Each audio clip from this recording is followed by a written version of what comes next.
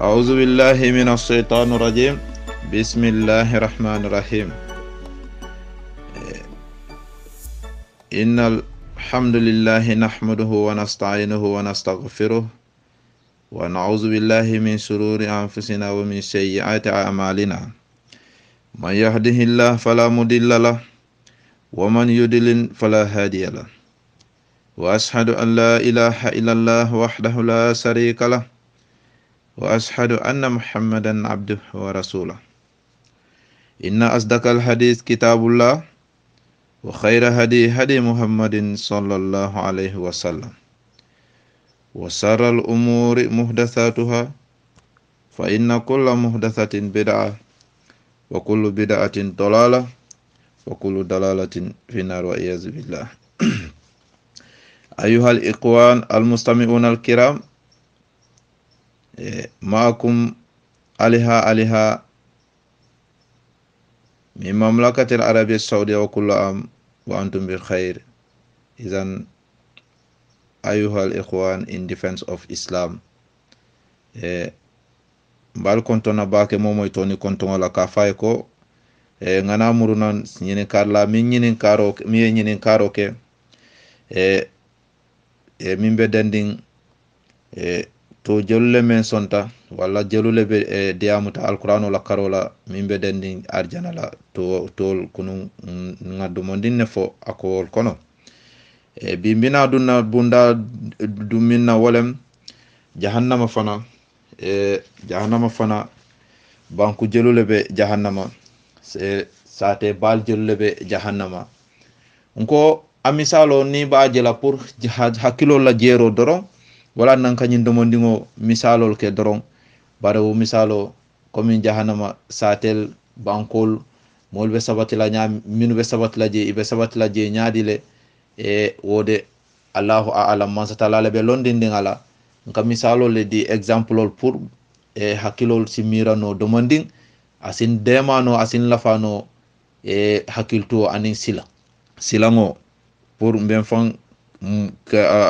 careful la nyamin mbe hakilo to la nyamin ngak sila ngalon ko amanke dinkrati mi yalon ko dinkra min bunyata amanke dinkrati sabati dulati mi yalon ko anemata bare masibolo ni mantorolo andum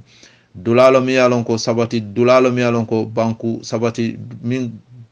garaw tabake ala kode akawa ku yata bake. Nko misalo be nyamin niko ad-dunya wo muto mi yalon ko general name lom walam ismun umuma ismun mi yalon ko ismul am walam general name niko dunya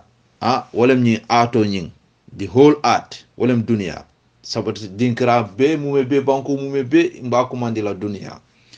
bara nanyin dunya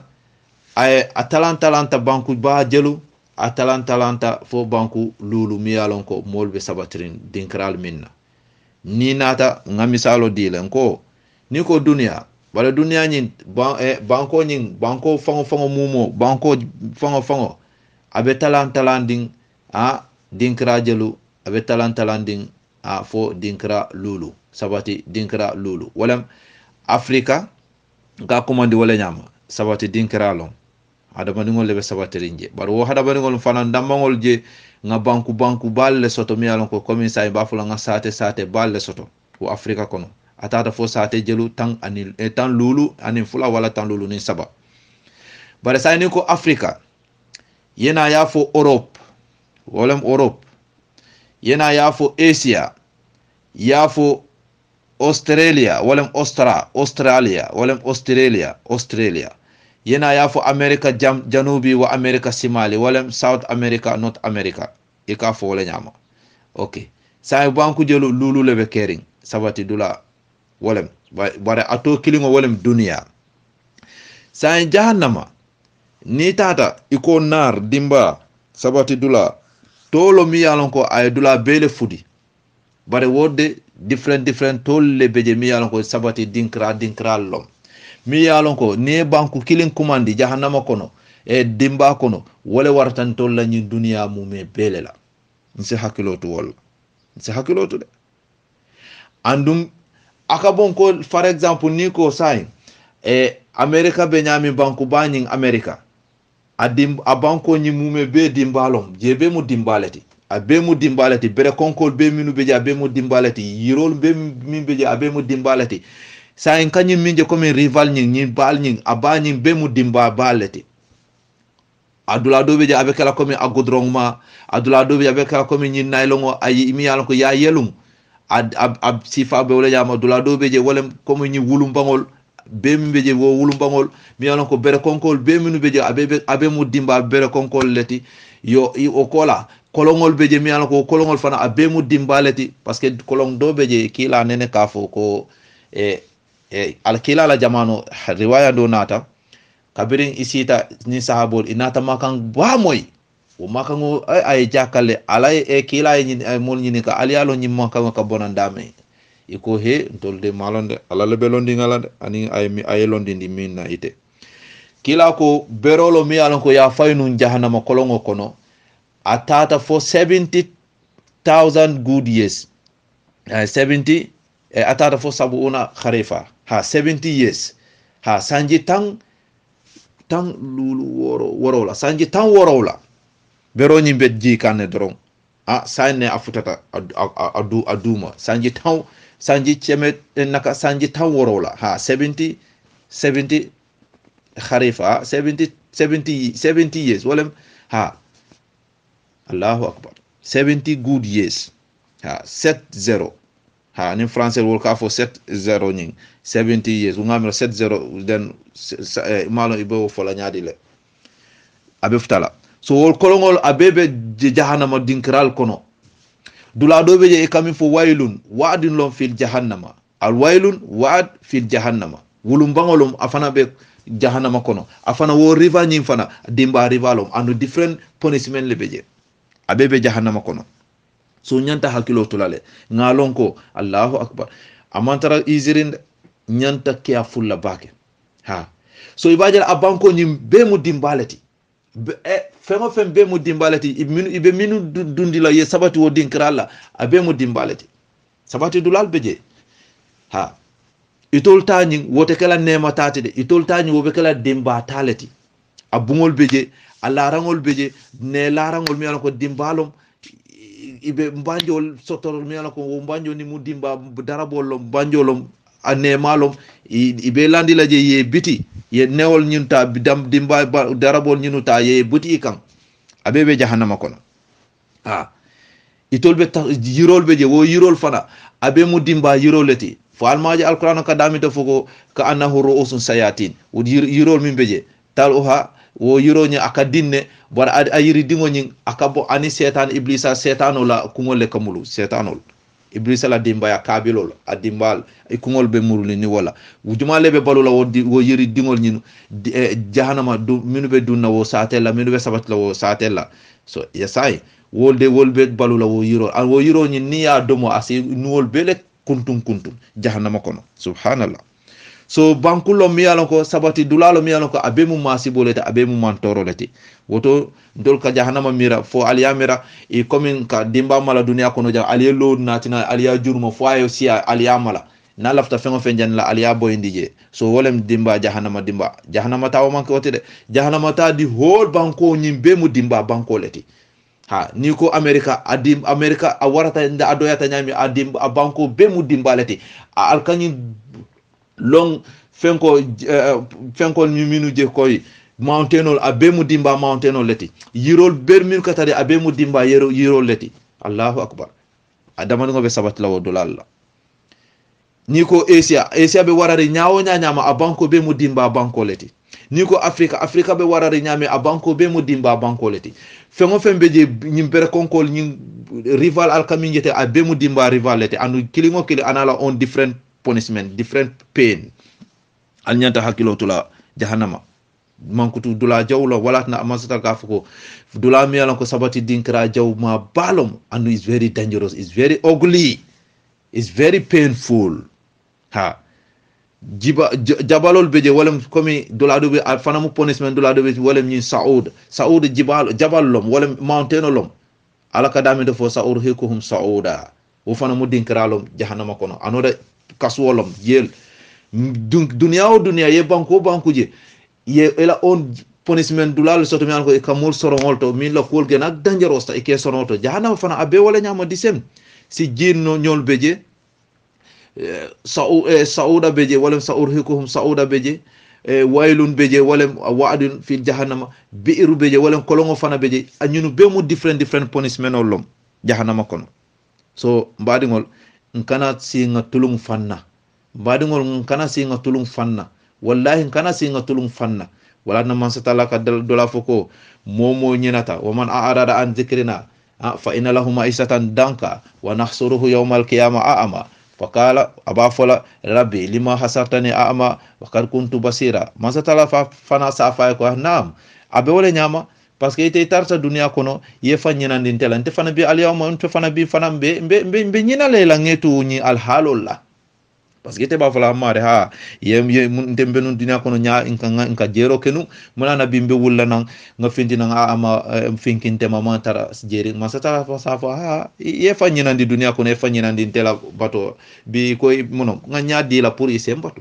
nga singo di la pour isi tama yeta misir salola jamingol kambatu ha nga bulo di la pour isi lo isi kol kendo ke bara kendo ke lafta tala dam yefuta yewol beke yake tiñaroti ha yake hamen tamoti nga nyaadi la pour isi alquranu jibe yakara nga nyaadi la pour isi tay misiro la ka saloke ka ku kendo ke yebalu yembatu fana iman so bela so nga min ke la ima aman na faso te bulo ma yus bulol bela ibuka ala to fin ko kenna ni salo ke ibuka ol beke ibuka alquranu muta ibuka ku kendo ke ibuka sadadi ibuka moldema so nga min ke ima yus utilize ku ima tamandi ku so nte fana nga min di la nga busile ha nte fana bimbe nyena lela ko nyina tan na nyami kunu nga nemo be min ke nga jata ke ndia be dila so say i finkinte malom de hi malakol ye be ciancian ke dundi jahannama alama takala nyin subhanallah walatina bina dum fana wo satel nyunu banku balu min jahannama kono e dimba kono itol ala ya natina nyami bina dunna nyin bundalela pour ngana demandi nga kacaaje mbe mi ngomi fola inshallah mbe fere kala nga dalilol fana nati qur'ano kono ha dodo anata nyami qur'ano anin ala ya men son nyami qur'ano kono dodo ala ya nati nyami qur'ano kono ana ya men son nyami qur'ano kono inshallah bare sebin nom tan woro lalom mi yalon ko tol mi ngamin nati alqur'ano to min men son ta jahannama la kola ani itol mbe wol fana nati la sebin nom walem set walem woro la ha inshallah wala akibatu lil muttaqin wala udwana ila ala zalimin aywa ikhwan ya ayuha al ikhwan al mustami'un al kiram wal karimat aywa maakum aliha ngatenten ko waradat asma'ul muta'addida lin nar fi al qur'an al karim yetol minu nata tol min yalon ko ye kontele wala qur'ano to dimba kono min yalon ko qur'ano ya men sonne aya kontele to nyinu a keta sinya dinkra worola dula dol be je wo mu repeating won 50 ha bare dula mi yalon ko kungbal min yalon ko qur'ano nata ya men son al qur'ano kono worola lom ha dula dol wol katula repeating wala 50 ka repeat reprendre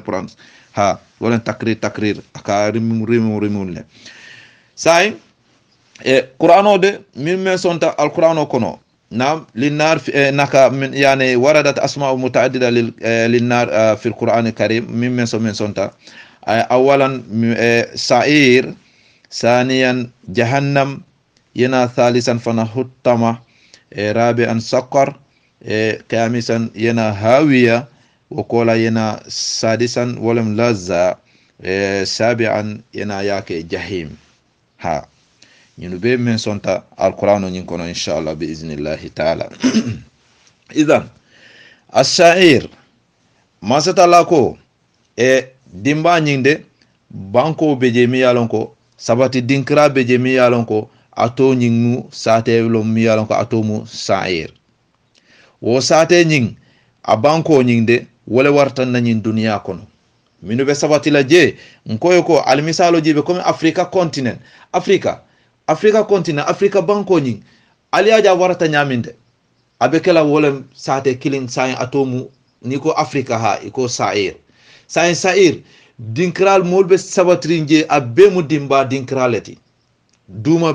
be mu dinkraleti dimba lom andu sain wo fana wo banko nyi fana wulumbangol beje kolongol beje dang dula garawringol beje mountainol beje abe mu dimbalati yirol be minu beje abe mu dimbalati atomu sair banko beje atomu sair man satala di amta adula nyin qur'ano to dalilo nyaadilo ako wa qala ta'ala ba'da auzu billahi minash shaitani rajim ako wa atadna lahum azaban sha'ira na'am wa atadna lahum azaba sha'ir wa qala ta'ala wa sayaslawna sha'ira ibaje la nyin fanamu tole timi yalon ko amen sonta qur'ano to walam folo ngamin tana inshallah wa sa'ir ning minu be tarlaje ibe yankankati balle soto laje mi yalon ko subhanallah kumbo nimiso anin jakalode wol molde ni dunta nyimman torola ibe nimisala bitum yaajele ko tonya yarfa minu fota a fele bi ate bayla fele bina dunna bi fele be wol kono ni nata flanjango walam jahannam nak ismun min asma'i nar ha dimba tolom de kabo dimba tol sabati dinkralom de satelom de bankolom mi yalon ko allahu akbar atomu jahannam wa jahannam nyin kala ta'ala wa inna jahannama lamaw'iduhum ajma'in wa kala ta'ala aidan innakum wa ma ta'buduna min dunillahi hasbu jahannam antum laha waridun anmu dalilo latimi yalon ko afana be qur'ano le kono ha ate abeti nano lan ko dula dol be akatola répéter la dak ha wala na adomondim bina la le doron bala yalo ne qur'ano kay motewo nyakala ha jahannam nyin tolom de masatala ko a nyundo jahannama nak a fele de mi yalon ko a ngallahi ni de almume bele la ko momoy kurukuru yake momoy tarata duniya kono ka kalabante aske ka mol tora ka mol fa ka sembo tamandi mola ko sembo betela a bide a fele de ngallahi di minna de a fele aliya sotole sai nyinom jahannama mi yalon ko ngallahi yalon bimbe be sila fo ye dimba he momoy ku kendo ke ibita arjana ni ku jawke alabe janila ibita dimba kono jahannama dimba be a wallahi do wala sita wa inna jahannama la maw'iduhum ajma'in wallahi ni altul mume bele la de ha ako nyaadi la innakum atulde wa ma ta'buduna albenu min batukan min dunillahi minni ala manke kilin jahannama bal wasalale albebe jahannama sotola atul ni anin al kamim batunu albebe bennaje anna la setanol iblisanyol ya allah akbar albebe bennaje de ha ibal sabala albebe benje ha sabanjangoni al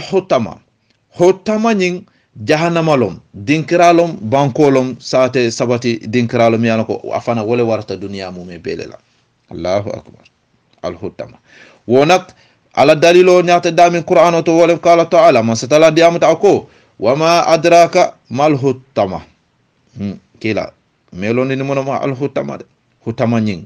hutama nak dinkralom yanako fengo fen duntaje a fengo be teylale comme sayin nie fengo dundi turang masinoto aka tey tip ka kating wo fana mu dinkra dolete allahu akbar an o nyim banko nyim fana asate nyim banko nyim sabati dula nyim ge fana jongol minu be dunna je wala mantoro la ilaha illallah dimba be teinte la ke tein katula tein na pup allahu akbar alamantan kala wala ha wolbe tarala wo alhalo la de wala nako hutamani malo muno moti de ako narun lahi dimbalo miyalo ko alala dimba fangolom de miyalo ko mu kadatun aya malandile abe malarine Allahu akbar wala abe high voltage mu kada abe high voltage abe malarine he Allahu akbar ndol hadama de Allahu akbar betul ngol la wati do fangon aka nengo kuliale pour kala fila fola lafta fola nyame because somti lo mi yalo ko a warata baka kuliata baka pour te fangon nengo be ba fola mina ko fola bare dimbalom de mi yalo ko aka mol teyin de mi modun taja ake teyin ne ke kati ke tey e kating hutama o al halo garawta parce que munatina abe al halola ala voltage nying ala darajato degree nying daraja nying al daraja harara Allahu akbar a fatiyanta bake nañu courant ala jibe courant ala voltage nata 1000 malon 3000 5000 10000 12,000 volt kilo hamo voltage karab ni fengo tambita je abebe kala sey butoti so nyimi alon ko ala voltage wo is more than million Allahu akbar parce que man satala ay dimba malale sanji wili killing abe malakanne fo akoyta vim akoyta par sanji wili killing dimba nyimbe malala dron ala nata voltage la fa kotoke fo sanji wili killing kotoke ayna ke sanji wili fula anata ka awuleta arreta wala ka awuleta pim sanji wili fula nyango nyin awuleta pim man satala nata voltage la fa kotoke anora sanji wili killing kotoke do nyin anata ke sanji wili saba anata fo wo malokono anata ka fin nut afinta nut fo ka pare kabina afinta fana asimbita fana ako fahiya muslimatun sauda a muslima kila ya fole de ako dimba nyin anata dibi anata fin nur comme goudron be nyami asimbita fana atikta ha Allahu akbar atarta abe wo al halo la de wo dimba nyin hotama afana banko satelo mi yalon ko jahannama kono afana minu be taral wo dimba dula nyin ibe taral wo al halo la de faltol camera le nko alkana nyenda nko alkana mera dimba nyin abe malala iba malandila ay tara malaring komin kanyi minje komin dunia kono alelo cikandinang ka natinan ka juruma dula kilin a jurumol ko aliye mala aliye fengo natinan ka fayje hani jahannama be nyami akabon ko sate di whole sate banko di whole banko abe mu dimba banko leti fengo fe mimbe stela je abe be tarla dimba le kono ibe amari sorona dawda abe mu dimba leti bere konkol mu dimba bere konkoleti larangol abe mu laran dimba leti wo nim bungol akabongo komi bungo abe mu dimba bungol leti yirol abe mu dimba yirol leti nyamol everything mimbe tarlaje abe mu dimba leti nothing beje mi yalon ko abu nyaatale wol be tarla wo wuri wurono laje ibe tarla mammo laje ibe tarla boringol laje ibe wo al halo la wala man satala ko dula jawma ba dula mi mam bunya momo dundi dimbal amari salon ko itewo kay idunta jutuniya le kono idunta kasaro le kono idunta doya le kono ans almasala ya fo wala nyama qur'ano kono badi ngo ton si hakilo to de Allahu akbar za hakilo to de ha hotama sabanjango ni hotama bankolom de satelom dinkra satelom ha bi alaji be ni ko jamani banko be warari nyame sai wo jamani ni banko wala waro ni mume be abe mu dimba dulaleti sabati dulaleti fengo fembeji abebe tarlo onda dimba koto wala na sike masi boti so wodim wol minu be tarla duma because just like coming Allah animbatu minalale imparta minalale ha wo dekol min beje stage by stage country to country minalale pour nga bonyo toruke ñim be continentalol lela continentalol be wole commande ka parce que dunia 5 continent wole be dunia sa ñin dula ñin dimba ñin 7 continent wole be dimba ñin ko bare wo continent banku bal minu beje fana abita kala 7 banku bal mi yalon ko banku wole wartan to la ñin dunia mbina lale tumando hakilo be jelale ha tumando mbenyo jelale hotama mbe wole to sabanjango ñin al hotama ha be hutama leto ha ngo hutama niko Africa continent wala European continent wo kilingo nying wala wata dunia kono ahanka mbatu ngana continent kilingo wala wata ntola nyin dunia okay ntola nyin dunia 5 continent wala beje ntola nyin dunia 5 continent ngamel alkafo nyami wala khamsa qarat fi dunia khamsa qaratu afrikiya qaratu asia karatu Australia, karatu Amerika Janubi, karatu Amerika Simali. Ha, dunia be wole nyama. Sabo karat. Alhamdulillah rabbil alamin. Salasa mbe wole la sabanjango wole mhutama ngaw fole. Sa ngana dum nani jango wole sakkar. Alquranu diamta sakkar. Jahannama lom dinkralom miyalon ko dimbalom. dinkira nyin banko nyin fana amu dimba banko leti atomu sakkar masatala ko nyaade kala ta'ala mol min yalon ko wol mu dunya mol leti kalabanteya jalambato ku jawkeo ako sa uslihi sakkar wo mo kafiro mo jawba targenteya jalambatula ha mo falal ha kamol korte kamol katume ke la hajo tinya kamola futo tinya ako mbewol mol dundila sakkar sa uslihi sakkar mba dundila sakkar ha sakkar nyin bankolom de jahannama bankolom jahannama dinkralom ha saate banyin ato nyin banko nyin atomu sakkar continent nyin atomu sakkar ha wo continent nyin karato nyin atomu sakkar ha wo karato nyin ala nata fudula doli wakala ta'ala kay aidan ma salakakum fi sakkar parce que malaikol min be mararin wo kadum wo dulalla bi ajibe ni tebe bola afrika lafta nala europe continent ngamre ka fo visa nyin passeport min nyante sambala anim kayto nyin say ni futata ijita bunda walem airport bundal allahu akbar atol ka cha hanle a misalo bi nyin dunia kono ni bota afrika ikata australia pleno be jindila airport bunda airport ite ka police le taraje immigration officer sol wala ke la kayto ta ya jibe say ñi mol fanani minu be dunna dula ñi sakat dula ñi minu be ta dunna je allahu akbar man satala ko be dundila sakat dula ñi wol be dula ñi man mo jawol ñi wo banko ñi continent ñi wo amudimba banko leti bare wol mol ni e sambaje malaiko ba folan ko ma salakakum fi sakkar ha mune altol bi sabula ñi sakkar ñun mune altol sabula bi pour katara ñi dula kono jang teng ñi banku jawo ñi sabati dinkra jawo ñi be garawre ñami mune al sindila ñi dula to mune al sabablu pour ka ñi dula soto ha ma salakakum fi sakkar wol mol wolle ka fuko lam nakun minal musallin wa lam nakun nutimul miskin wolle kanalo ka kuma jama fo ha wolle kanalo ka fuko he mare ntolde ha miat nan tolbi mfele mbena futala nyin dinkra jaw nyin kay ku kilinom de ha ntol mantara nun kaska alabato ke dunia kono kaman sata labatu ntol mantara nun ka oke na dunia kono andu mbuka sada bondi mbuka mol dema mbuka la fi fammo mimbe mo dema la ha wala tina bi ntolde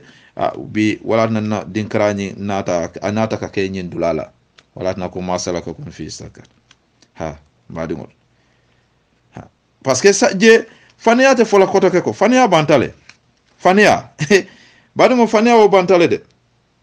fania o bantale tonya doro wole be fola adiyate ye tonya fo adiyate ye fania fo bare fania o kay wo bantale de wala na ko sa uslihi sakar wama adraka ma sakar ha wama adraka ma sakar wo sakar ni ako la tubki wala tazar lawahatan lil bashar wo sakar ni ako ni momo dundije afana la punishment alqur'ano ya fo nyami momo minu be dunna je ako sakar nyin abe molu janila nyami ako abu ate fentula mari bala jato kono aba mari le buruburu la ka jani abala jato ka be jani askelet ma yetara loring akulu ma yetara loring a jaringo janjaran skeleton ay tara wala skeleton askelet ma yetara je wokola man satala ba fola muru e tartanu nyami baja abalo be muru onoto ate fala ate balu la fana ha asibala jato be jani Allahu akbar ngontol mbe chahano lela be chahano lela de alaman tankala de wala na niye nyininka wala ako anil mujrimin bandiol de masatala ñi bandiol min yalla ko wolbe duna jahannama ibajela ibe nyininka alale wo bandiol kala bante molu alsid ñin dunya kono de atol alkason e ka atol jo atol le kata ka molfa mo falal e ka aljo pour aller taler molfa al balanta min ha momo man la fila ha yeta ya ba ilafta na fulo la ha ye mol bula yeta e mol ñini ka mol mutake fa ite ka mol fa pour ite na fulo soto setano ye atol mimbe o mañal la subhanallah altade bandiol iko anil mujrimin alimbatu de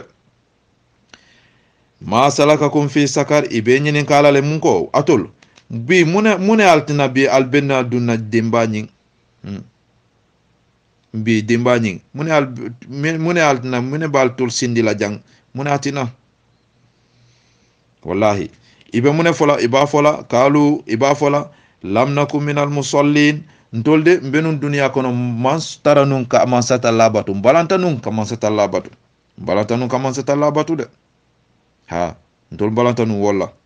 saloni man son ka kede anumbi alajibe fo man salo me wa fo ha coronavirus ha alkana saloke ha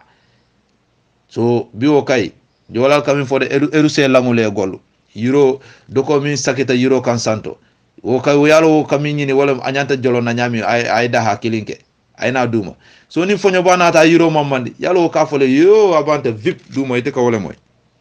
yo bi wala ke tak mo jama minu buka sali hanni wadano ke tay buka sali say nyinke excuse di ha iko jami ngol soro mol kana sali hani kabirum ma jami ngol man soro wadano ka ke itebe lodo play dambia play damo iba play kan karto bolot albe wala ani atay min bam kacha bambalo ku kotengol wa iba folantol mon taraka salida wala na sal balia fe ngarawrim ba ajibe wol beduna dami ani fana walam nako noto emol miskin ani fana mbuka foarol mo fu fentangol mbuke balundi manson ke balundi ngana na flotan ke pak bankol to ka konte ha million jelle mbula ha ya domoro nyin ha na banta ni tabiro ke na fengede aliya bon aleta kadi nyin minuka sewol kulu aleta domoro ta ke ka bla fo ay toli aleta nyin setiol wol ke la sewol balundi ibadi muslimo wo fele kunun amansimande bare to kay abebul han fo ka landi kata di nyamin bam sewol kata ka wol balundi ye minyo muslimo bal ka diala wala na ko wolbe duna nyin dulale to wolbe duna nyin dulale kono jahannama nyin sakar banko nyin wolbe duna wolto Allahu akbar jahannama lomde ya ando jahannama nyin aka mod janila ake burusule ake bala fato bele jani ani subu aka bele yalunde fo ayto kulu jarol ten anu fateje saya banta ko toke fate sotola amari betara asklet ma betala wuri la dimba be duna kulol kungol nyaal ka dundi tulol huwol ka dun jana after balo e na muru na kotoke dimo continue do la to ke wala tazar ate fentula andu tolba fala ko wakunna nakhudu mal khaidin tartanun ka ke multimin ka lo ka jamfal ke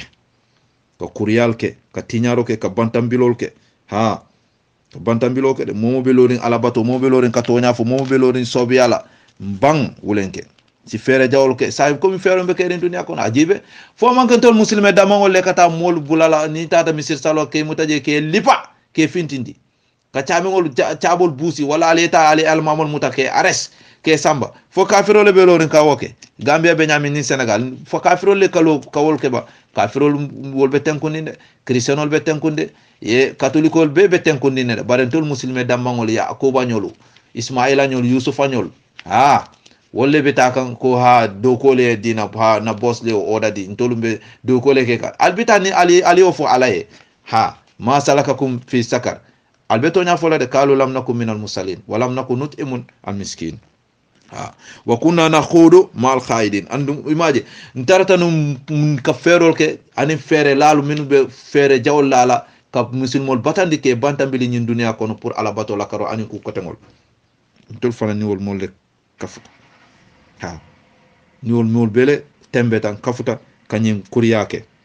to nyale be folade wa kunna ntarta nun kotake na khudu ma wa kunna ntarta nun kotake dunya kono nukazzibu bi yawmiddin ka soso ndiroke ka sosoroke dino nyin wala lakira lolungo anin jolungo ntarta nun ka sosoroke hey alimol balale jumale tataje hey ni mo fatale hay mi hen ko ni tataje alabe mol balale hey jumale tataje wa alimol balale bang ngo alimul tubang atolla nyen dino mun dine jahannama mu ay alasi mo jani ay altajana bang imaje wa kuna nukazzibu bi yawmiddin tartanun ka sosoroke ka faniandiroke to nyanyin yani jolungo wala mi yawmal qiyamah tol balantanu wala yarfan to nyalo imaje ilota ka to nya foko iko hatta hanifo atana al yaqin fo yara fan fos fele bi tonya nata lo tona lankene mata hani fo tonya nata wallahi keso nata lo sa intol nga witness le nga sedi ale ha imaji wol yemin tontum yemin jabi malekol tonya le fotaje bar wotati na la fana ila o tonya fo fana malekol ya fo he woto sai woto ale tonya le fo bar sai bato masatala bal balala abanta wodi am aketa comme falo e bu France ngamra manikol al kafo le nyama fali e bu France we munen nafawo we munen tora tos Allahu akbar imaji wolbe tarala ni halakola ni yankankatola je tarawo al halola subhanallah badingol. We should be very much careful. We should be very much careful. Badingol. We have to be very much careful. Ha. Ni mol betara wo nyama ni sakar dunkel. Ni betara ni al halola. Ha. Andum aliyamo muniat na wolbe dunna ni dilal dolalla. Yemin commit. Alquran di am to ni dolalla fana. Wana ite ni karla lafta ifana yedunnan ye farla salo fo moliye ani fana salwatu jolle be lungo kono. Ha parce que a jartale ifana ye sila alala ye lo mimbatna ye kananye ndulala walem salo lafta yalon dinne ite ka ke nyaadile fo yalon en imalon netare malon inyanta dur koto keta ka wolon isaje si arjana soto ye kanan dimbala mbina dunna fana koto ke dula doni. Alhamdulillah rabbil alamin makum aliha from Kingdom of Saudi Arabia. Khamisan lulu njanga walem hawiya ning dulalom dinkralom bankolom banku balom satelom mi yalon ko jahannama satelom walem dimba satelom ha dimba wo mutto mu yalon ko to mu me belela bot san wo dimba tol le beje so hawiya fana dimba bankolom mi yalon ko atele warta fana duniyala a continent dolom mi yalon ko wala warta duniyala ndolla jan duniya na continental i warta nyoti ha Africa continent wala warta Europe continental Europe Africa continent wala warta Africa continent wala warta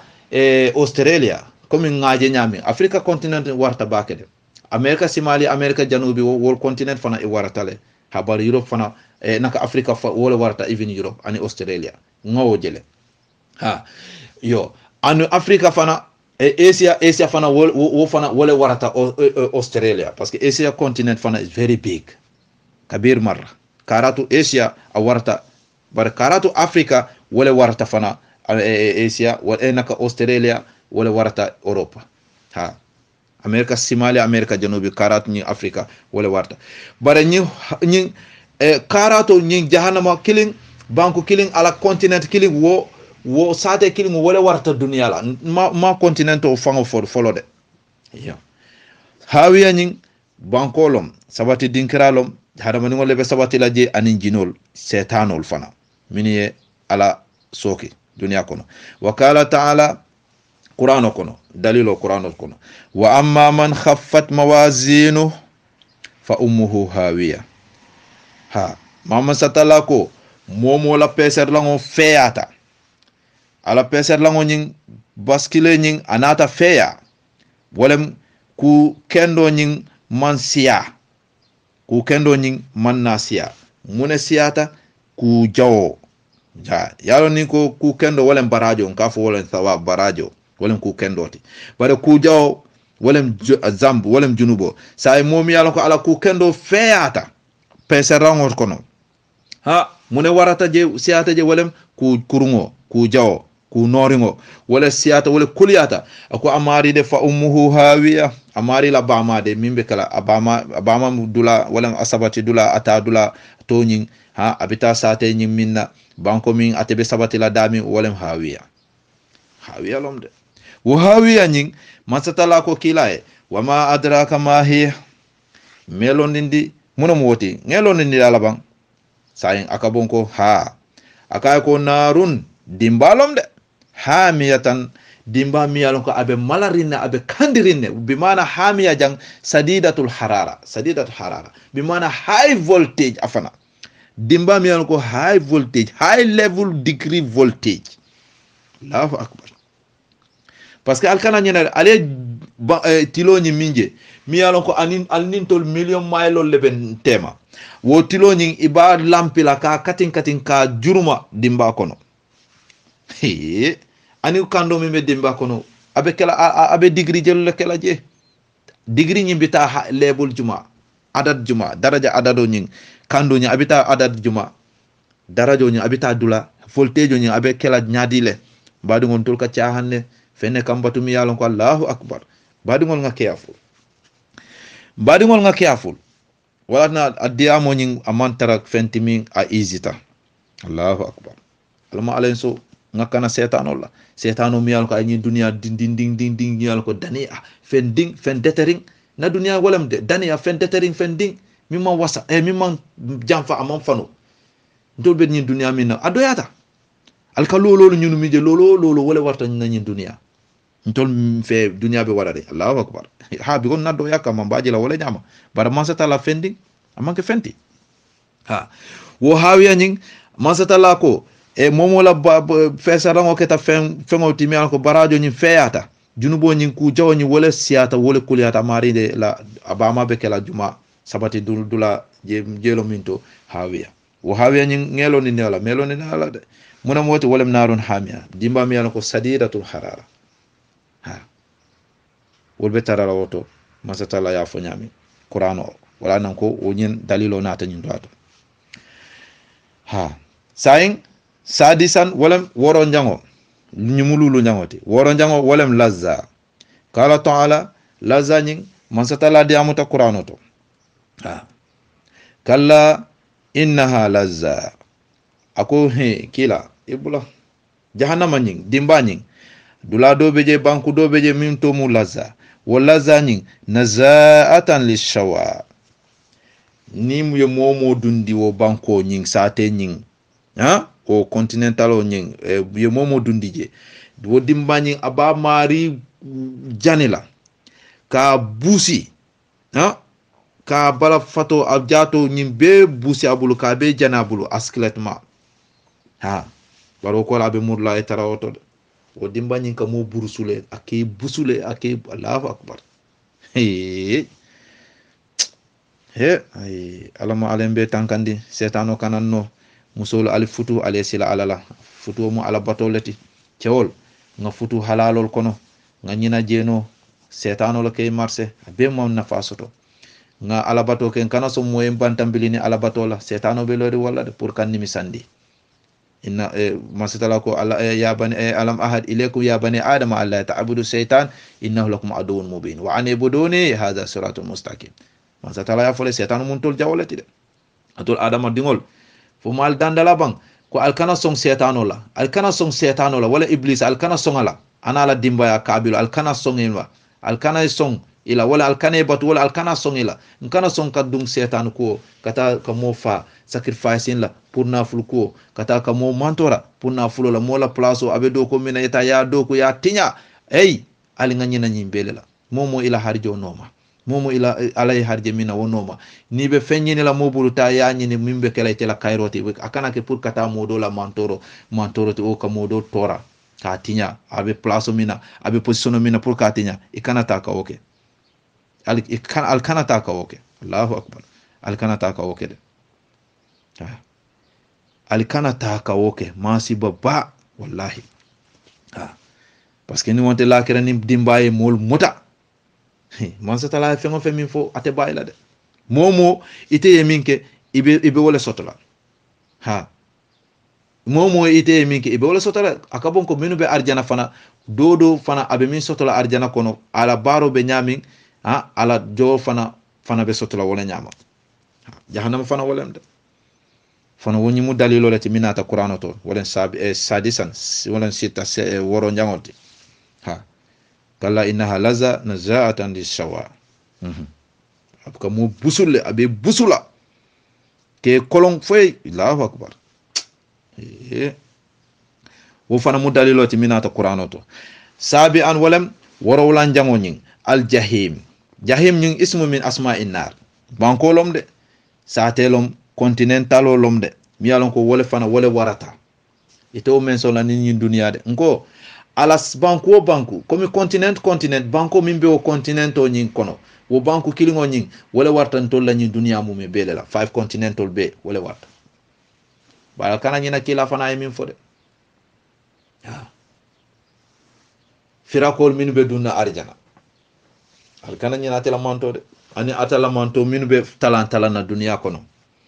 abita fo sabo salasa wa sabain 73 wara kilingo doro wala be kala min be ta arjana so nyi 72 ol mu me be wo bete beta jahannam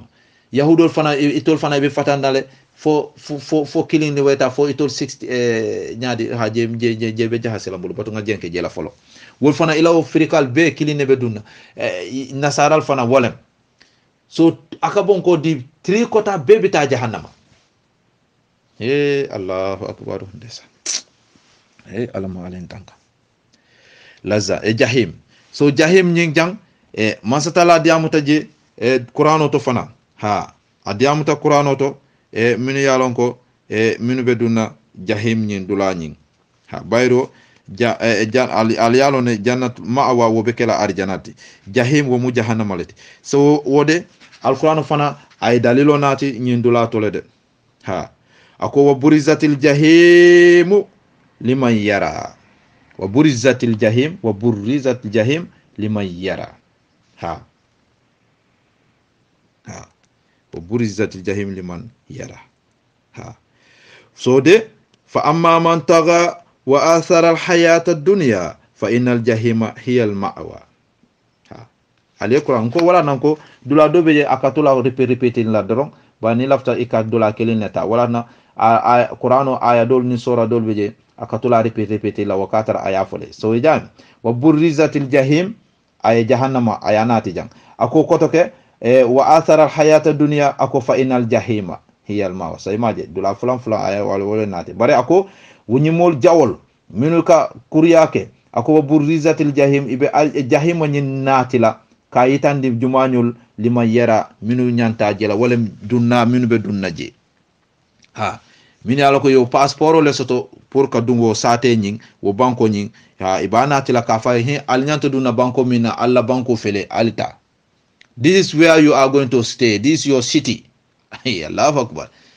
Devil city, a heavy city, a dirty city, a painful city. هذا هو عاصمتكم التي ستدخلون فيها نعوذ بالله من دخول جحيم ولا نقول برزة الجحيم liman. Who are those people? Those people who liman yara, who are going to witness it, who are going to see it. Mul min bina jela, mul min bina dunna je ibana tila kayitandila. Wol mol munatina fana parce que munatina itol itarta landa tambo ni dunia kono kutu kannaya ni dunia kono wa athara hayata dunia le ta ka fisa mante yandi lakirala yiwole ta ka kolyandi ka fisa mante lakirala ako wol mol fa innal jahima wolde jahima banko nyin sate nyin hiya al ma'wa jelon ila sabati dulati.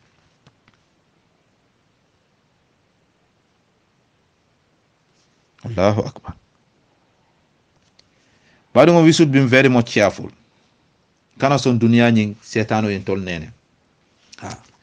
Say nganying kumo fole. Say jahima fele. Jumal be dunnaje nga ko nyin diamule. Say bina nga jibe. Ala darakatol mimbeje. Wala say nying continentalol be. Say banko sate sabati dulal minube dulao dula. Continental a sate minu beje wo satel fana mbina wo satel fana fola continental satel minu beje mbina wo fola wo satel nyinu different of category of punishment o lebeje bi mana ala kolia punishment o dimo bata a different telefona amanke kelenti nyim bankol alkamin jeten andum banku kilingo sate banku mi alko sate mimbol wo continento karato nyin wala wartan na nyin dunia mina wo fana wala darakato nyin mina wala jila jibela andum wol fana attention de parce que alkana nyina mansata la kadula do fu min ko innal munafiqina fi darkil asfal minan nar walam deg mi yalon ko min gena dinonta dimba kono ha bina duna wo area la fana ngata ngaje jibe alama alen bendi manta be ngola baadu ngon si hakilo to de so jahim fele pour jumañol min be duna je kalabante mol kutu kannayal min katara kutu ka alaji be sahal kana saliha jami ngi soro param ka soro ni fo police fo paral ibe ku fonna ha kata ka mol ares ibe ku fonna ite kata mo ares isamere te fango manke muslimo te fang hey bari munatina wo kutu kanno lakarabe ko elale wa burizati jahima liman yara ibana tela minu baje lale kutu kanna mol fawda molu fawara mala molu ha say sayol ha ibaje lale ha jahannama fele de go sabu nga wole fo okay baadu ngoyte meñi nen karo ke woto mbe sila ngaman satalla batu ha bare nsi duru koto ke mbe dino so lon to nyama lon na nyami ala kitabillah wa sunna nga alqur'ano karan nyami yalla ko ni salta salobe mutala parce que yenyi nen karo ke tahsa hudul tahiyatul ni ala batu ala sila ala batu ni muta azkaro li nyanta min kela pour yakana setano la ngawol ke nga janke safu sitolu jalambato kortelu katumolu nga jamfa wala kataka mul la musol ti futol tinya pour ite ke jene ali jamfa wala Allahu akbar. I give you one, the saga of Solo Sandeng, kesi Solo Sandeng bi ñu don't commemorate 14th 15th of April, if you could remember, and Lawyer Dabo was interviewed at Kerfatu. I followed the interview just a little bit, then I decided to go off because I am hearing the same thing that I heard since 2015, how much 2016. 2015, the same stories, nothing different. And Ousainou Darboe was not, billahi, at that point in time, telling the audience the truth. So magla, te buguma binda at that linga wax du dega, ma bay. Why hamna ne dina am opportunity pour def an audio so that the people will hear it. Nga ñi min foteng. Nko nga honorable Ousainou Darboe la interview le nomanu Kerfatu. E ika Solo Sandeng wala demonstration of 14 15 e mol min mutawto ani Solo Sandeng min banta ika wole lungo nyin kilimandi ka jura o kamma yi nyinin karol mi yalon ko kacha dunta ateni molu journalist ol tema kibar saferna ni kibar janjannal ngama be diam ka baraka kumon min funu ndefa ngalo ne ko i manke toñati barinta fono lay ko kari kamin fo toñanteng wudula to ka safe bari ngal ko mbi audio de pour ngana ko seneyandi ntenga minu long ani ngaminu moy mantara Gambia kabrin wo demonstration protest be kala wonu bara a intra tubawdu bankoto nga kala mutale nga safero ka kolale ko pour ka wuli ka mammo ke banko kan pour ka operation ke pour banko nyi ye man sakunda boyndi womu man sakunda ta by force leti ani luwal manta nyanta ka banko tano nyami wolo nga democracy la principle sol noma nga carte fayo ke hannetra amam fea wolo democracy la principle solti nga safero ke dula jamal to min tata fo iyu dula jamal ka itandi lako ka man sakunda bondi ni operation la at the same thing akamunto ko ye kudi taleke ka jamano min fonu ngi nyinin kaya popular operation min ketanu Egypt amam fen sambana je foten kumbalia the same thing min keta Tunis amam fen sambana je foten kumbalia min keta Libya amam fen sambana je foten kumbalia ngadula jamal le foy dami yalon ko nying popular operation keta dami fo mol min niyo ka faje amana fa andum Gambian tul ma wara son ko wole kumbonum pour akanake bari diaspora nol min be banta wole ferol bele kenum pour ka yaya jamme bondi man sakundato ima bondino ya jamme akko kanta ko dita jelel inata muneke andum nta mari court because man rafani afoka atela interview di wala Yankuba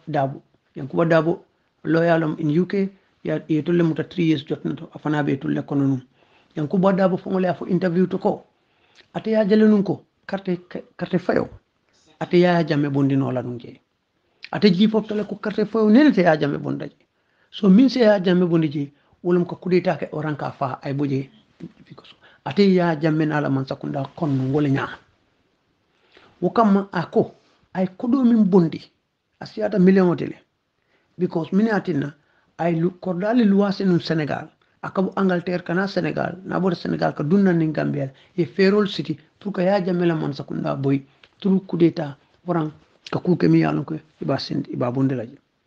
wokono ay molle kafujenu ani min ka duko ke wolon sol ndawti nale alkulobe sol ndaw kan ani ma hawa cham aka wolle use nu kana nan pour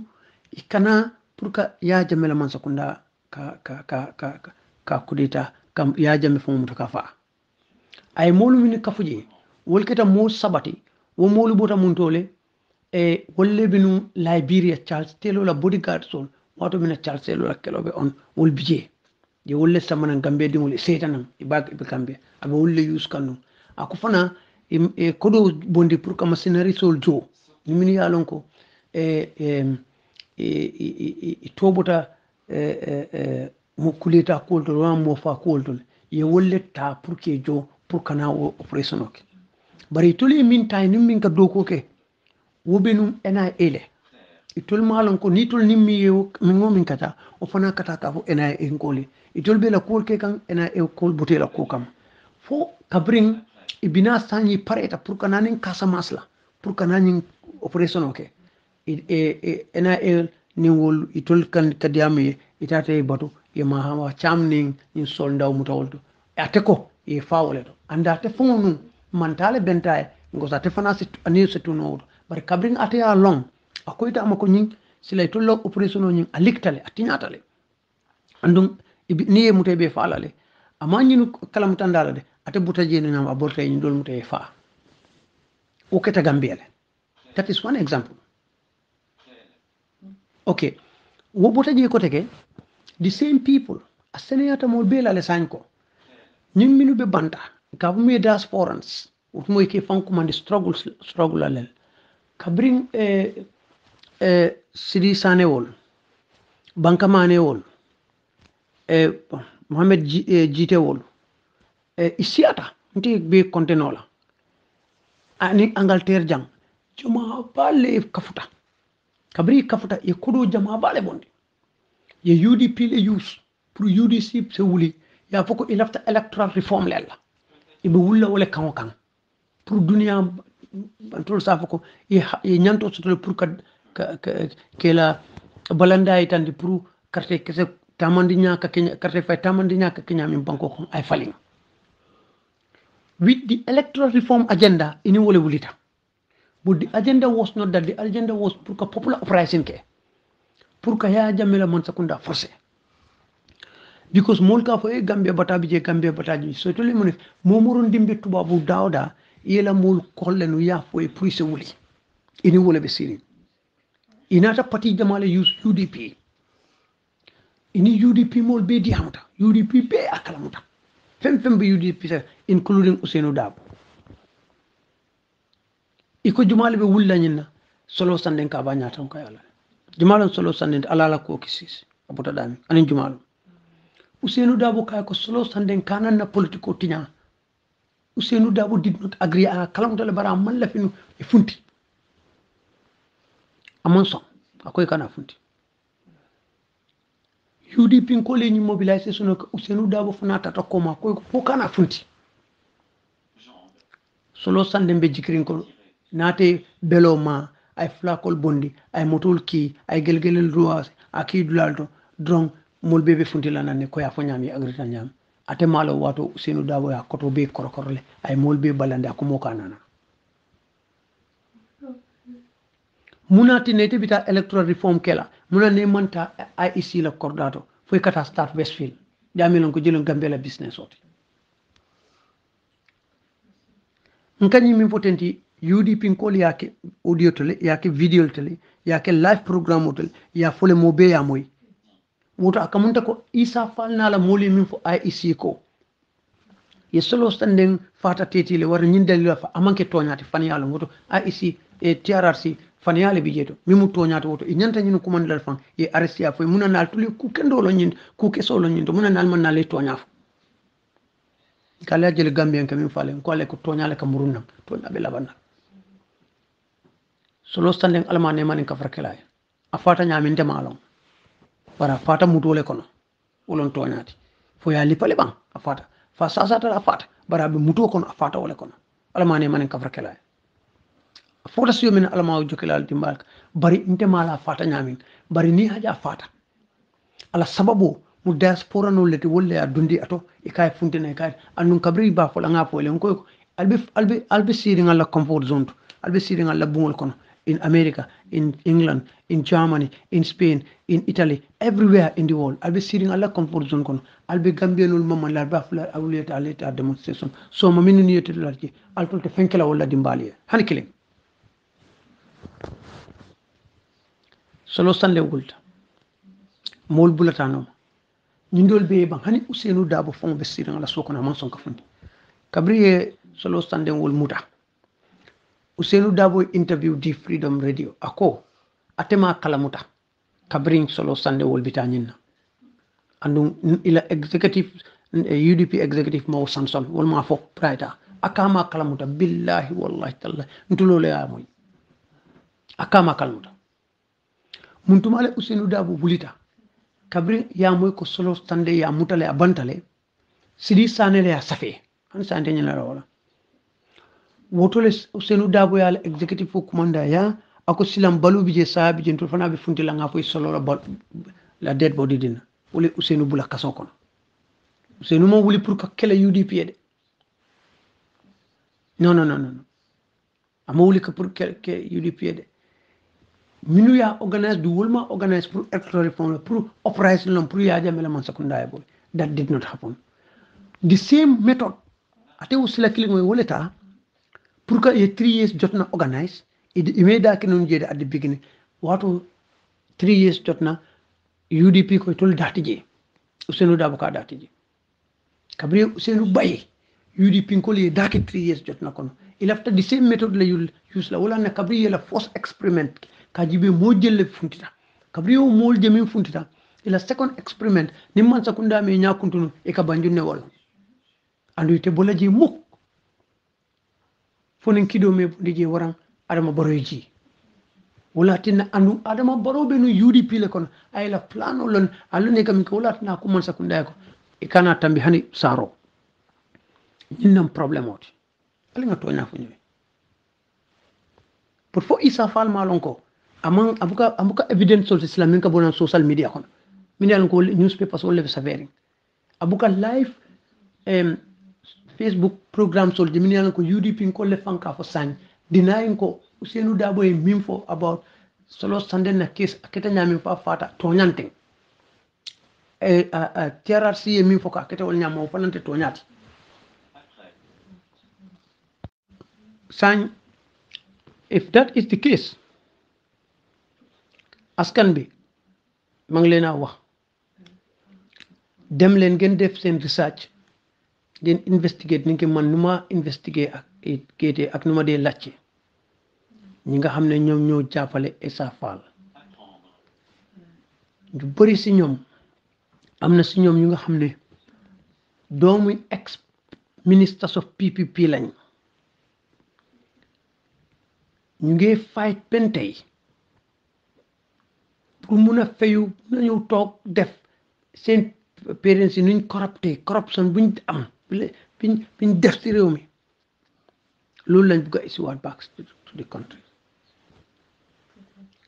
ñu gis ne dañ foogoon ne Adama Barrow jàngut su ñëwee dañ ko def téye loxoom rek ne ko fii ngay dem mu toppaleen yes dëgg la jàngaam bi soriwut waaye moom xam na UDP si school UDP la wàcc xam na foofu fab Adama Barrow ñëw gën leen a muus gaaw mu génnee leen si nguuram bi ba mu set wecc métit boobu noonu ñu ne léegi lan lañ war a def kon nañ def beneen pexe naka la ñoo génnee Adama Barrow te ñu gaaw su ko defee APRC buñ dellu si because APRC suñ dellu si rek luñ bugga duñ ko am soo doomu APRC yi nga xam ne xamuñ lii ñuy wax ne waa ñun dañ ko def si turi national national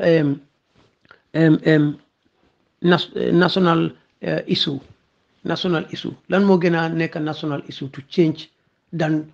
what is more of a national issue lu gën a ëppa to change this government of Adama Barrow bi fa nekk bi nga xam ne is put the country in a mess. What is more national cause than that? That is more of a national cause than any charity organization or philanthropism. For me, for Adama Barrow to leave this presidency through democracy, the principle of democracy, Moma Genal, to go and raise money and come and give it to the people. Dunda. Sen dundi bi mu ngi dellu si gannaaw juutu Adama Barrow. So yéen mi fa nekka di oote seen boppa ne da ngeen a dimbale askan bi dimbale leen askan bi few people ngeen a dimbale ñu nga xam ne ñu ngi mer bente am disappointment si nguuri Adama Barrow ñu bugg a ko génnee foofu noonu ragal ne APRC dina ñëw so luñ mun a def nañ leen gatandu fan ngeen musa dégga doomi APRC muy def yëfi Hamadi Senate xool leen vidéo bi biñ génnee dañ ko edit lu tax ñu mun a gis benn side gisuñ beneen side nañ leen toog laajte leen ma ne man fii ki Issa Faal bokkuma si fu Yunus Haidara bokkuma si gis naa even TRRC jeexangut during the course of TRRC Issa Faal will interview people as witness.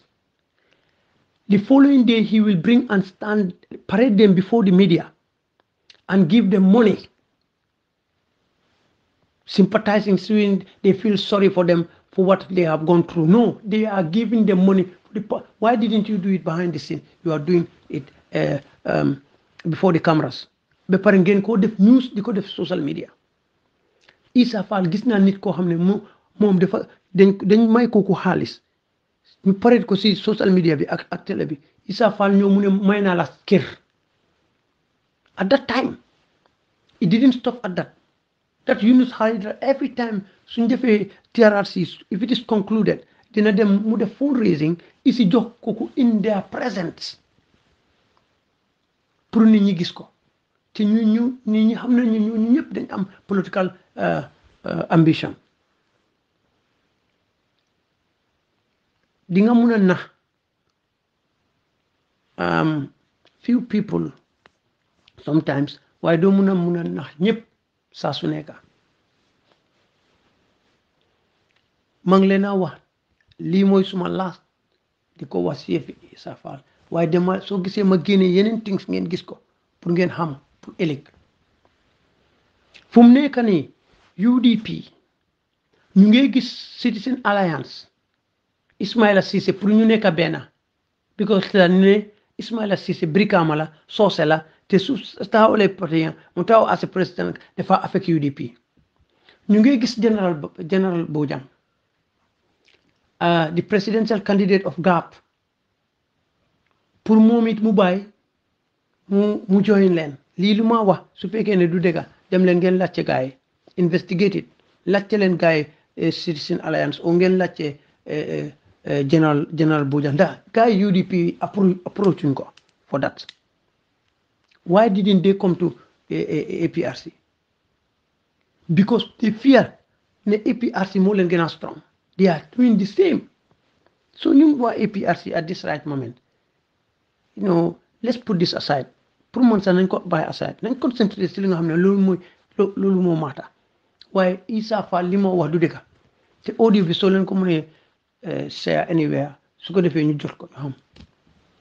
Issa Faal amoon na ay position yu nga xam ne foofu la moo gën a am xaalis waaye gisuñ benn philanthropiste suñ bi mu def indi Gambia gisuñ ko te man mënuma understand Issa Faal taxaw si radio mu ne moom dugg na more than 800 kër naka la ko xamee kon mu ngi ko record mu ngi keep record of that mu ngi jël seen téléphone number si su ko defee that 800 compound suñ dugga dafa delluwaat si ñu leen man may Issa Faal fàtte ngeen li ma leen jox hey lii bu ñu ko kenn na waaye man mi ko wax man Fodé Thior because man maa yéen a dëkka maa yéen a nekk APRC maa ngi wax aw ma xaalis nekkuma philanthropiste du ma génne xaalis def si seen xalaat waaye li ma wax mooy bés di ñëw da ngeen waxoon suñ xamoon ñu déglu kii lu moo wax jërëjëf. أعوذ بالله من الشيطان الرجيم أعوذ بالله من الشيطان الرجيم بسم الله الرحمن الرحيم الحمد لله رب العالمين الحمد لله رب العالمين الحمد لله رب العالمين epi arsin kolu mbari ngambian kolu mo kendol fano ke daja antol nyima ulta kara kono be aldana men be suto kono fo fano ke al nyima suli kara kono sumonda kontolam melen jango persan gendo yaya izamba bil mansa besdi gine kotrali anala muso anala dungolu an delegation me antata jande ke dum be kontona kana bula gambia be nyata ngol kontona Babakar Tombo njata Rambo jata yakwa koli amlu nyasi nyolu kata bula duduja ngotoma bakso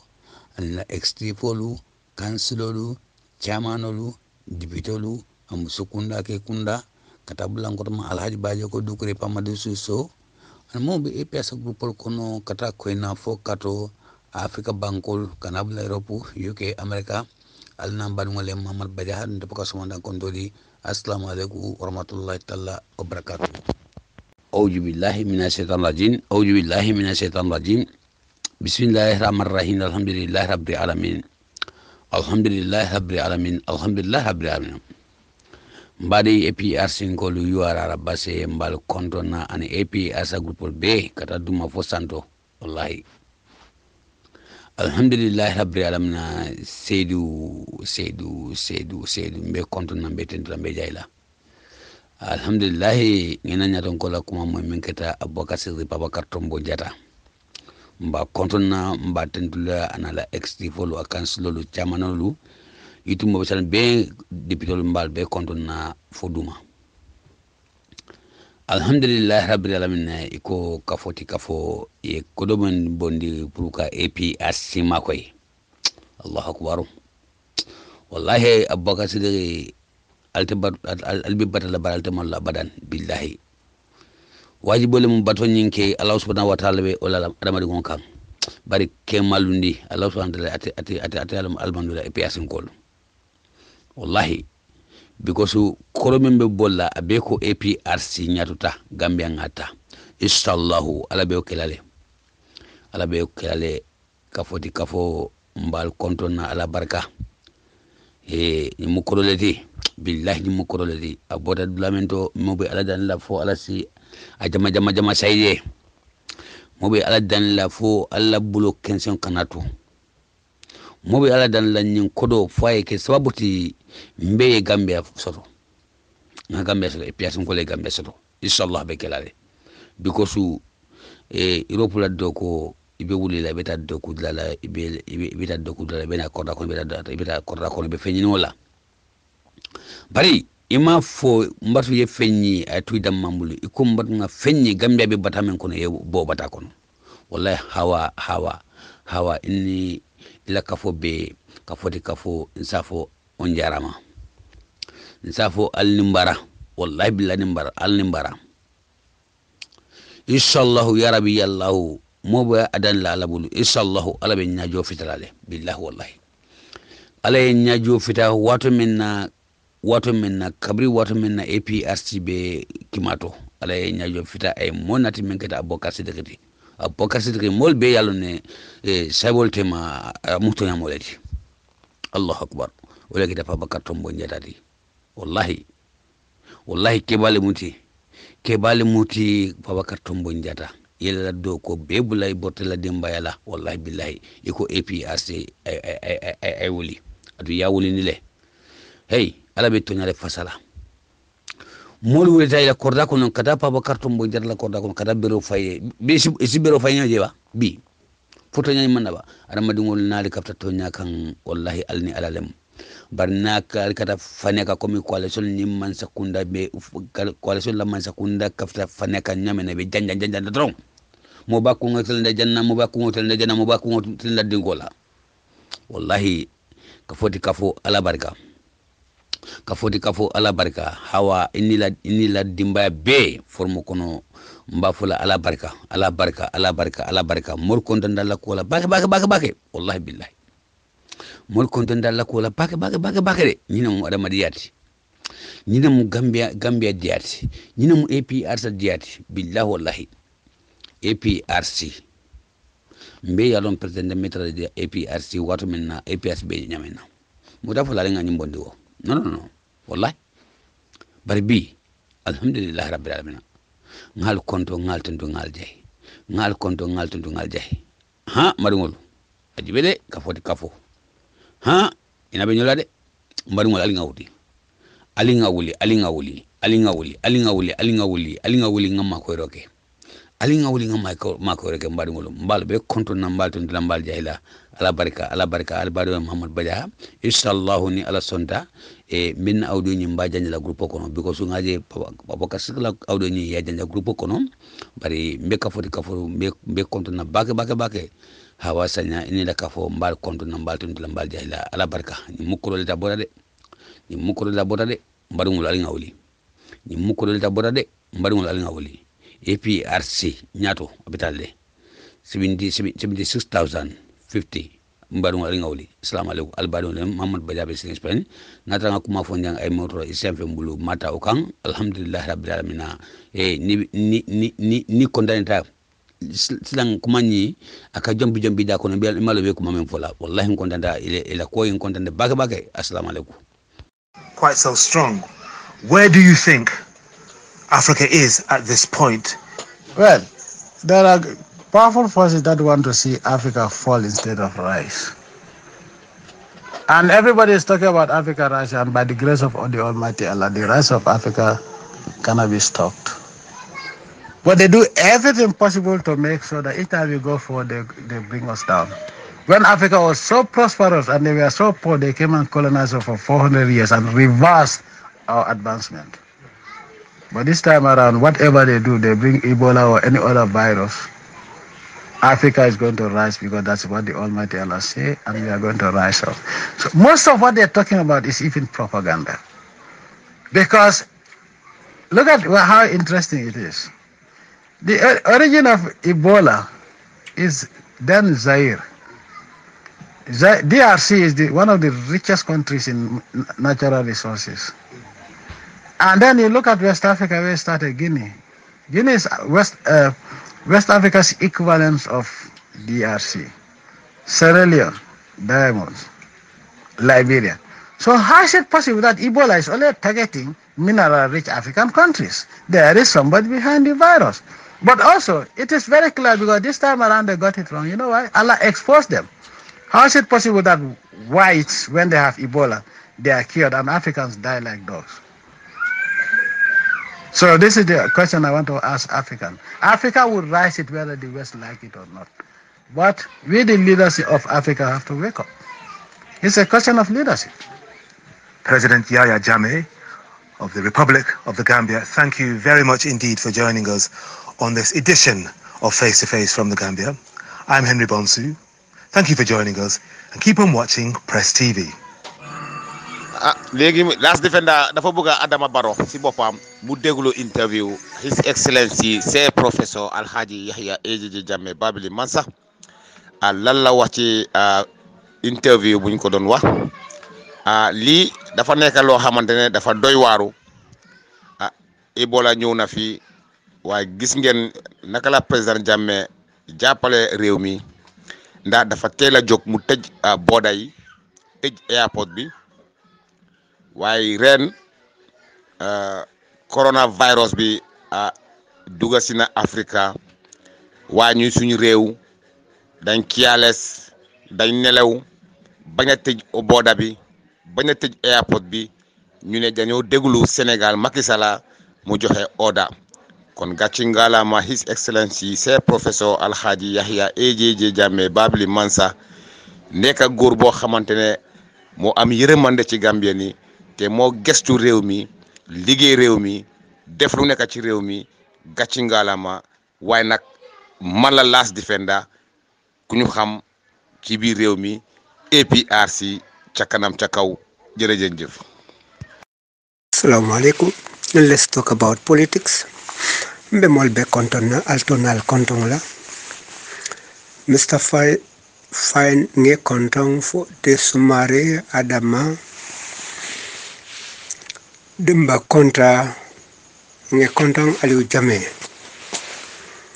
musol mun be forum moto ngal be kontong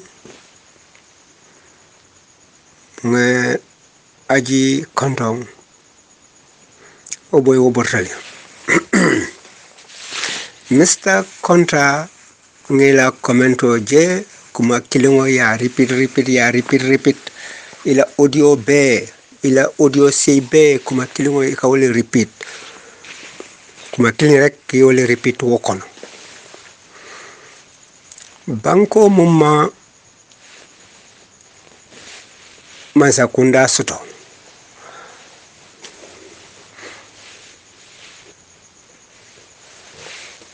mumma nyatongo soto banko le mama ke banko kensa motiko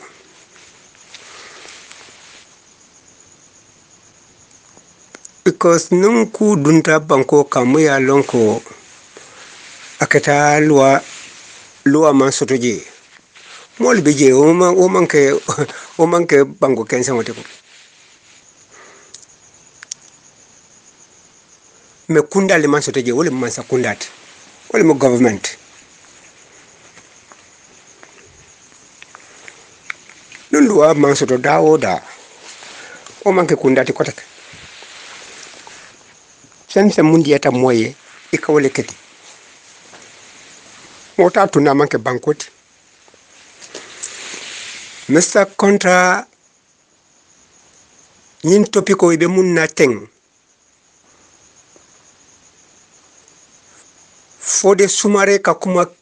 kilingo UDP la kumo na nati jang ukake bulu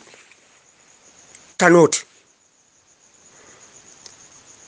ika foko kumi alonko ya 100 years kumofo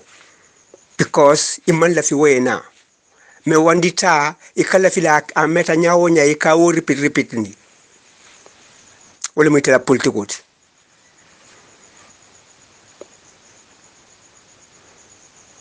wandita watu wakake kukutoti itea me iteta ikala fi we tambi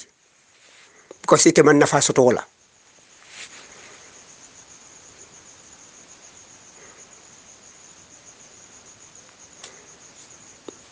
grama omu wani kawlet anu kawni matinya tanola uma important nte nyaf uma important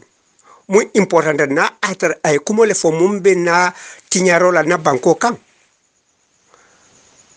wali important nte nyatlingula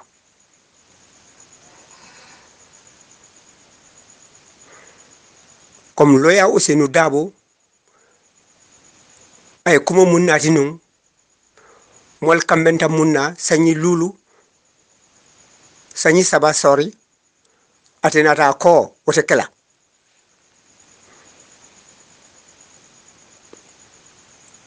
wala atunna atu fongo nata alla kodo be kasara ala dajale alko albe baro wutula jang comme nyambo mol diamotali nyawonya alma molla kumo moy alla kodo kasara al dol mantorata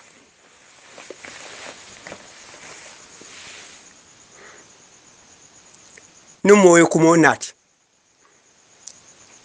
umu isuleti mi alongo fango wala nyanta fola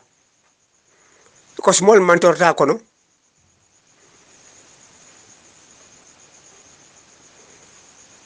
o isu wala nyanta natila katambi kula mi alonko ay wandi kan wala fo ama foku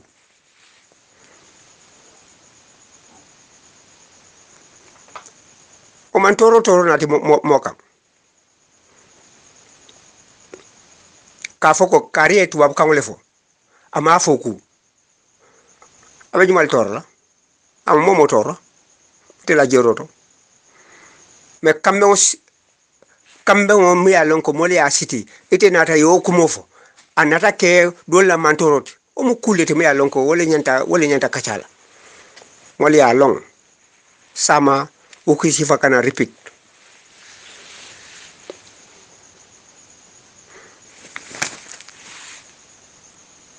ebe la energy tinyala ebe audio woro sei ke kan kuma kilongoto ni ya ni yin la moy o kuma kilongo wala repeat jang o kuma kilongo repeat jang o muneti ita jiwo minaba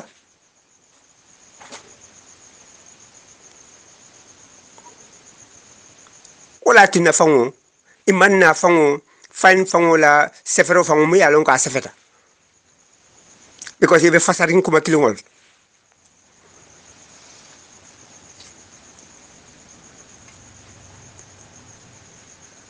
ka fa gontelenge bulonda ke katambi fenketi du sanoti yala nyaawo nyanyama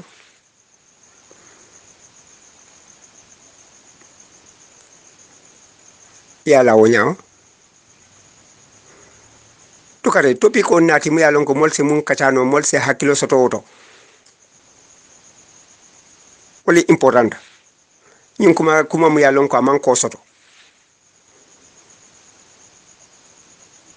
kumu yalon ka tambita mol fa ñu raw ñu ko lal i ka wole ko ka nati mol yefana ka mol ñi nandi kula mu yalon ko wole important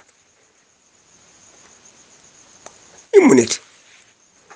albarka ba